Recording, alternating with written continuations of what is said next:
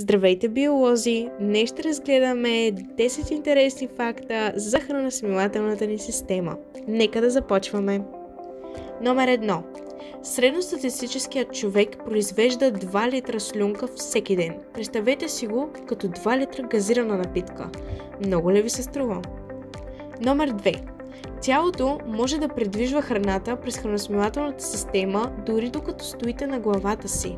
То не е свързано с гравитацията, защото работи с мускули. Номер 3. Хълцането може да бъде причинено от внезапно случваща се промяна в температурите. Номер 4. Най-дългият пристъп на постоянно хълцане е продължил 68 години. Номер 5.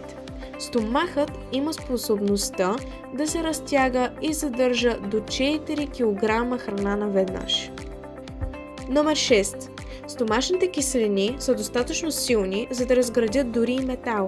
Те обаче не са заплаха за лигавицата, тъй като тя се обновява много бързо, а самата стомашна повърхност се подменя на 2 седмици. Номер 7. В дебелото черво на възрастен човек има средно около 400 вида различни бактерии. Номер 8. Храната стига от хранопровода до стомаха за не повече от 7 секунди. Номер 9. Ние произвеждаме средно между 1 и 3 литра слюнка на ден. И ето, че лека по лека стигаме и до последния факт за тази класация, приятели. Номер 10.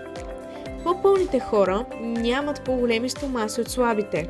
Всички ние имаме еднакви по размер стомаси. Разликата е в приема на количеството храна, което зависи от нервната система на човек, която изпраща сигнала за преяждане до мозъка по различно време. Това беше и последния факт за тази класация, приятели. Надявам се да ви е харесало. До скоро!